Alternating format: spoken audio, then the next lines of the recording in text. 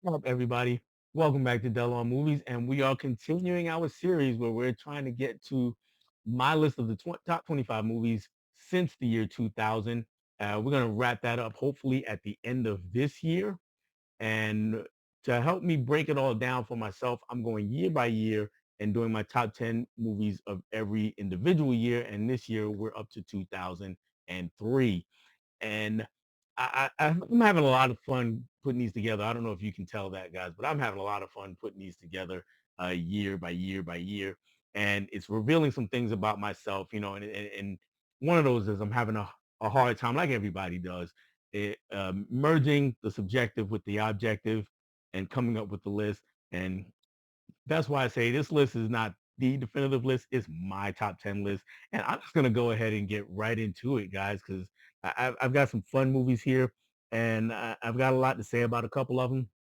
And we're going to start with the movie. There's not really a ton to say about it other than it's just fun. And from a director that I generally hate, to be quite honest with you, I'm not in the Michael Bay camp.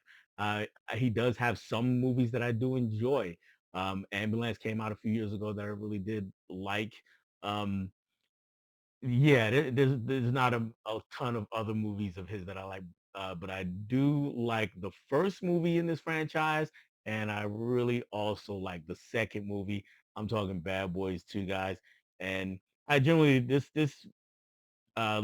lists are not generally for showing off things, but I gotta say that I really do enjoy the way this edition was put together. It's a horizontal uh, disc, and it's 4K disc, and it is pretty nice with our bad boys right here on the back. And I'm leaning over to grab the box that it came out of, also a horizontal box. Bad Boys 1 and 2 in here on 4K. We dispense with the origin story of our bad boys here. That was the first movie. And generally speaking, Michael Bay, at least in my opinion, he does better with movies that he has to set up. Whereas in other movies, it's just full on explosions from the time it starts to the time it ends. And that's kind of what happens here, except that it works in large part due to the chemistry between Will Smith and Martin Lawrence. It is even better than it was in the first movie, and then the action is just outstanding. Their banter it just keeps us laughing and engaged at the same time. And yeah, I just had a blast watching Bad Boys 2, and every time I watch Bad Boys 2, I really have a blast. So that's how it makes the cut at number 10 for me. Number 9 is a movie that makes the cut because it is just cool. Now, in 1999, we had another movie that was really just cool. That's one of my all-time favorite movies, The Matrix. Well, what if you took the ethos of the Matrix and you applied it to vampires? And that's what we have with my number 9, Underworld. Um, yeah, this is and it's another cool edition, by the way. I'm going to show this off too because it's a DVD, and I remember picking this up for way too much money way back when it came out. And you get that whole deal with the cover, just the moon here, and you get this clear slip cover. It was one of the first ones that I had seen. I'm sure it's not. I don't know if it's one of the first or not, but one of the first that I had seen. But the movie itself, though, yeah, you took the Matrix and you put vampires in it, and they were fighting werewolves instead of instead of AI or computer generated agents. And our chosen one this time around, or our leader, our main character is Selena, played by Kate Beckinsale. And I'm gonna say this because in the back looks cool too. By the way, that also comes out. That's also very cool. I'm gonna say this. I'm not one of those guys who thinks that Kate Beckinsale is just the most gorgeous woman in the world. I don't go gaga over Kate Beckinsale. No shade to her at all. It's not. That's just not how I feel about her generally. But when I see her in Underworld, it's like, oh, okay, we're doing some things now. And her character is just so cool. Um, like I said, she's a basically she's the lead soldier of the vampires in their war against werewolves. And something's wrong. She's sensing something wrong. She's sensing something big is coming. The her superiors, I suppose, if you want to call them that, they're they seem really apathetic about what's going on, and she's not happy with that. And she realizes that werewolves seem in particular, or seem particularly interested in a certain human, and so she has to find out why. And so she goes and tracks down this human herself, and then we get to the why part as the story goes on, and we get some really cool things like one of the opening scenes, is a battle between werewolves and vampires, and the transformation scene is cool. It's not American Werewolf in London cool, but it is really cool. The way it's pretty quick, even though yes, it's CGI, but it looks pretty cool. And we got the ultraviolet light bullets that the werewolves use to shoot at the vampires, and the vampires have the silver nitrate bullets that they shoot at the werewolves. And you get a lot of the bullet time, and you get all those kinds of things that are in the Matrix. And again, when this comes out in 2003, and I'm sitting there in the theater, and I'm going, "Whoa, this is amazing!" And really did like the story, liked where it was going. I liked uh, I liked our main character and getting to know her and the relationship between her and the human that she picks up, because basically she snatches him up, and then she takes him with her as she's kind of on the run from the werewolves and trying to figure things, keep him hidden from the vampires because they don't want him around. And we get this cat and mouse thing going all throughout the movie, and then we get to the end, and you put in a spot where it's like, oh, okay, did we, how much did we actually accomplish? Um, but it works for the movie. I didn't need sequels, but we got sequels, which was perfectly fine. But this is clearly the best of the bunch, and I can't say enough about it. At some point, I'll probably be doing my all-time favorite vampire movies, and don't be surprised if Underworld makes the cut. But as far as 2003 goes, it's my number nine. Number eight is a completely different creature.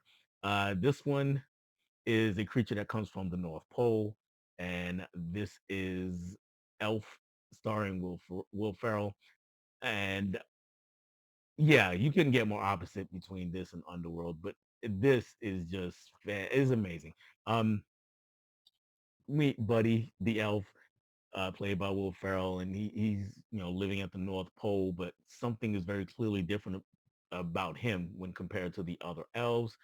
He's a lot bigger than they are, and he decides to come out into the world, come to New York. He's trying to find, I believe he's trying to find his real dad. It's been a little while since I've watched it, but he's trying to find his. I think he's trying to find his real dad, and he's trying to get along in New York, and he starts working in the department store.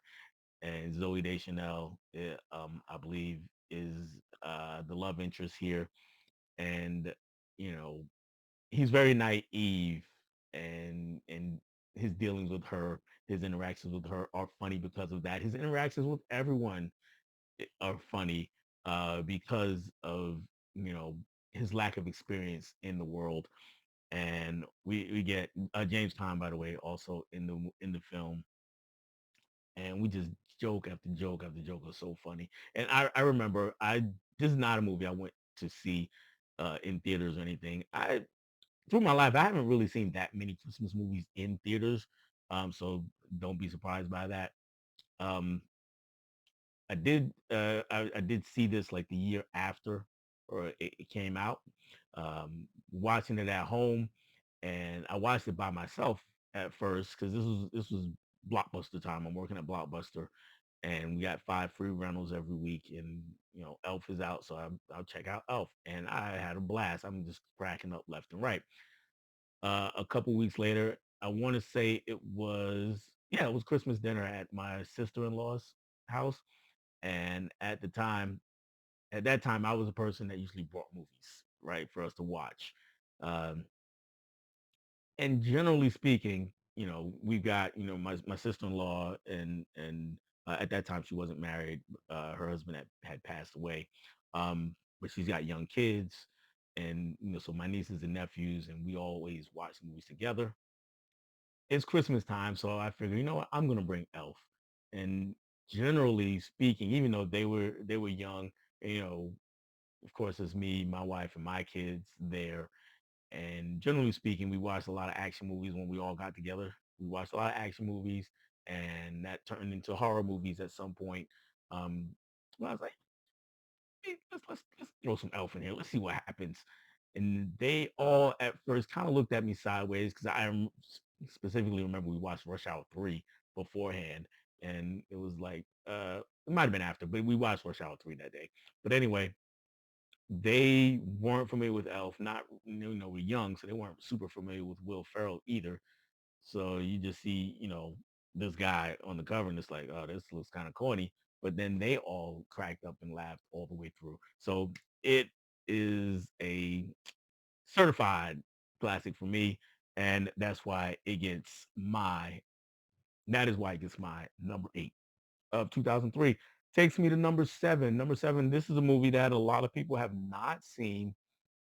Um, and it's well known. People who watch my channel and have associated with me, it's pretty well known that I'm a big superhero fan, big comic book movie fan. And this movie is definitely a comic book movie, but there are no superheroes here. This movie is American Splendor. American Splendor is a biopic about Harvey Pekar, played here by Paul Giamatti, and he eventually became a comic book artist in his life, and made a highly influential comic book that was also highly biographical, autobiographical. It was not a superhero book. Okay, he didn't draw Superman or any of the characters. He basically was drawing himself and drawing on his life experiences to make this book. And it's a book that I've never read. I didn't know anything about it until I saw the movie, and it's an experience. It is definitely an experience in this movie. Uh, we have Paul Giamatti here. Hope Davis plays his wife Joyce, and then we also have the real life Harvey and Joyce in the film, and they're also playing themselves, but not like older themselves. It's a very meta kind of movie. They're in scenes with the actors that are playing them and talking to them, interacting with them. So at first it's kind of weird, but it is very like I said, it's a very meta kind of film, and we get a wonderful love story between Harvey and Joyce throughout the course of the film, and we get Paul Giamatti just he always knocks it out of the park, and he does it again here. One of my favorite performances of his. Uh, so if you want to see you want to see a different kind of movie, yes, it deals with comic books because there are a lot of shots in the movie that look like they came from or they are panels of a comic book. There are plenty of them in the film. So if you want to see a movie that takes entirely different approach to its source material, this is one of those films you should watch. Um, you'll come away feeling good. I think, and even though there are a lot of ups and downs in Harvey's life and his relationship with Joyce, and it's still at the end of the day a great love story. So that gets my number 7. Number 6 for me is Monster. Monster is a biopic of a female serial killer by the name of Eileen Wuornos, who's become one of the most famous woman serial killers in American history. And she was in a life of prostitution where she just started killing off the Johns. And this is a biopic that takes us through that. And it's one of my favorite performances by any actress, period, by Charlize Theron in the lead role. And when you first see the picture of her made up to look like Eileen Wuornos, she's unrecognizable. I mean, you can maybe make out a little bit of Charlize in the makeup, right? But she looks a lot like the actual Eileen Wuornos, and the story is tragic, it's heartbreaking, it's frightening. It's all of those things, and on top of that, it is also a love story. We have Christina Ricci plays her love interest in this movie, uh, and what the two of them go through together, and how we get to the point where Eileen is murdering people. Um, all of the things that she went through in her life that got her to this point. It's a poignant film, and like I said, Charlize Theron gives an amazing performance. One of the best, for my money, one of the best I've ever seen. Uh, though even though it's not at the top of this list for me, I can take nothing away from this film. This is actually the film that was directed by Patty Jenkins, who would and get Oscar nominations for this film, by the way. And Charlize Theron, I can't remember if she won an Oscar or was just nominated for it. So plenty of accolades for this movie. Yet for some reason, she didn't make another movie for like 15 years until she was tabbed to direct the first Wonder Woman movie. So I'm sure there's a story there that I would like to see one day, but that's just the fact of the matter right now. And a great way to start your career, by the way. Not well, I don't know if you call it starting, but a great way to start your filmography anyway. Your first movie is Oscar nominated um, Monster, and then your second movie is Wonder Woman, which broke all sorts of records. But we're talking Monster, and that is my number six movie of 2003. Number five, we're going into the land of Pixar, and this movie is one of my very favorite Pixar movies, and it is none other than Finding Nemo. Yeah, there we go. There we go. So Finding Nemo, uh, I'm gonna guess most of you are familiar with this story, and if you're not, you know, the short of it is, mom and dad, they got together. They had their clownfish. They got together. They had a bunch of babies. Tragedy struck. Only Nemo is left, and you know, he's got a disability, but he goes missing one day. Mom is also part of that tragedy, by the way. So it's just dad and Nemo, and Nemo comes up missing one day, and dad's got to track him down, and he's halfway around the world. So we just watch him trying to get to his son. And I spoke about this a little bit in when I did the 2002 movies with Road to Perdition.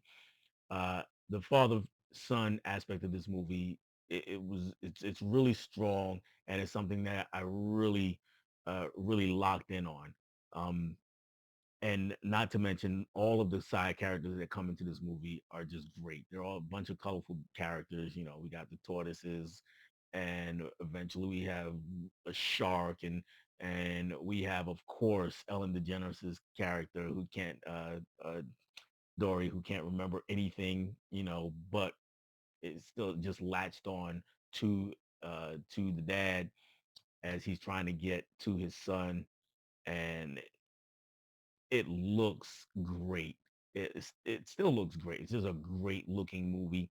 And this is again one of those that I did see this one in theaters, and we took our son to see it.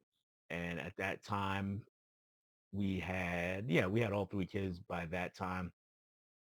And I'm pretty sure they were all with us, even though my youngest was maybe one at the time. But yeah, we all enjoy this movie. I really love this movie ever since. Finding Nemo gets my number five. And that brings me to my number four. And just as I am wont to do, the next movie on the list is completely the opposite. It is something that you probably would not pick people watching together. Well, I shouldn't say that. I shouldn't say that. But what I will say is that they are definitely different moods, and that is A Tale of Two Sisters.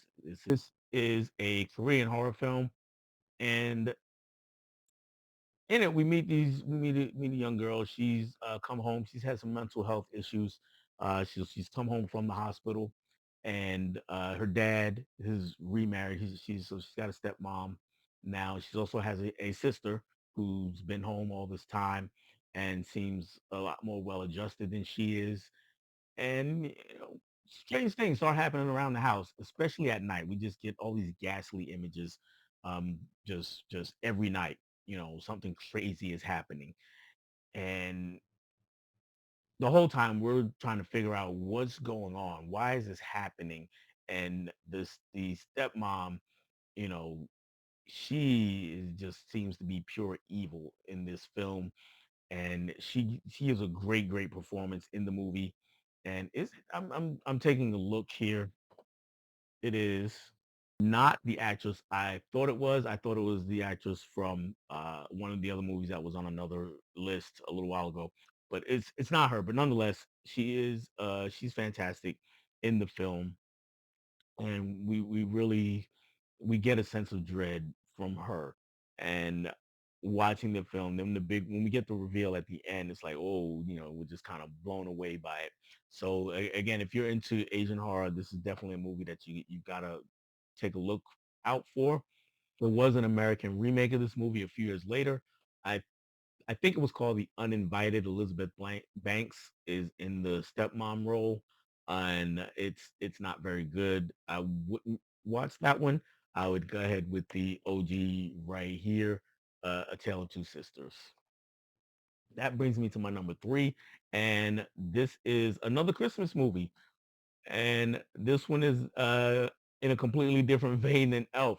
The end feelings that it gives us are the same. The feelings it evokes are pretty much the same, but it takes an entirely different route to get there. And I am talking about Bad Santa with Billy Bob Thornton, as you can see right here on the front. Of course, there's Bernie Mac, R.I.P. Um, you know, I was sad to he's a down on his luck kind of guy. He also happens to be a thief who, with his partner, uh, go and rob malls every year at Christmas time. They travel around the country so as not to get caught and arouse suspicion. And during the time that they're casing the malls, he's working the mall as Santa, and his accomplice, his partner, played by Tony Cox, who, if you're familiar with him, he's a little person. I believe he's passed away also, so rest in peace to him. Um, he poses as an elf. Billy Bob Thornton, who plays Willie, by the way, he works there as a Santa in the mall. So he's got to do those kinds of things. So his interactions with families and kids are hilarious, especially since he's drunk most of the time. And in this particular mall, when we meet him, that he's working, or after he starts working there, John Ritter, another RIP John Ritter, he's his boss there, and their interactions are hilarious. And then of course, he meets a young kid who takes a liking to him, even though he doesn't like kids. And then eventually he needs a place to stay, and this kid's parents are out of town or whatever. So he winds up latching on, just hanging out at the kid's house, and of course there's an attachment that grows with between the two, and that's what makes this a heartwarming movie in the end. And I laugh all the way through it. It's the most profane of Santa movies. This one and the sequel, by the way, Bad Santa 2. But yeah, I love this movie, so that's what gets it at my number three. Number two is not a Christmas movie, that's for sure. There's plenty of action, plenty of blood splattering all over the place, and it is Quentin Tarantino's Kill Bill Volume One. And one of my favorite Tarantino movies. It's just pretty amazing from start to finish. There's no let up with this movie right from the opening scene, where uh, we get a little bit of a reveal wrapped in some violence as the main character is actually shot in the head. and and then we journey with her as she's trying to get revenge through this part of the through I call it part of the movie, because in reality I call this in volume two one movie, but for a list like this came out in 2003, so this gets my nod. And Uma Thurman is amazing in this film, every aspect of this film. And I understand that after the filming or through the filming, her relationship with Tarantino has become damaged because of things that happened on the set, but it did give us an iconic film. And her paying homage to Bruce Lee right here is always, warms my heart. And Tarantino himself, of course, he pays homage to Bruce Lee and Bruce Lee movies in general, but especially Fist of Fury. Um, Lady Snowblood, not a Bruce Lee movie, but that's another movie where he got a lot of things from, and then all sorts of martial arts movies that he drew from. A lot of Shaw Brothers even that he drew from to make Kill Bill. And one thing about Tarantino is over the years for me, I've come to realize that he's not necessarily full of great ideas of his own great ideas, um, but what he is able to do is synthesize all of his influences into great packages. And that's what happens here with Kill Bill. And again, in volume two, and it just works out perfectly. So yes, all of his influences are clearly visible on the screen. He never hides the fact that he's taking from these other things, which is also good. He's not like, oh, I came up with this all on my own, like the lady who made Hunger Games. But anyway, he's very open about that part. So I always appreciate that. Whatever disagreements I have with him personally, or umbrages I may take with him as a person, but as a director and as a creator of film and as a writer, because his dialogue is always amazing. Um, I have great respect for him in those lanes, and Kill Bill is amongst his finest works. And same goes for Uma Thurman in the lead role, and the entire cast. We got Vivica Fox showing up in there. Lucy Liu is just outstanding. She threatens to steal the movie, and then we got the young lady who is in Battle Royale. I'm drawing a blank on her name right now, but she steals the movie for the short bit of time that she's in the film. We got Monica Bellucci, um, uh, and of course, well, I'm not going to spoil who Bill is, just in case you haven't seen Kill Bill Volume One. We'll meet him in Volume Two. Um, but yeah, great film. So that gets my number two, and it can only be beat by one of my all-time favorite films. My number one film of 2003 is another Korean film. This one is borderline horror, definitely a revenge flick, a thriller, and an icky love story, all wrapped into one, and that is Old Boy.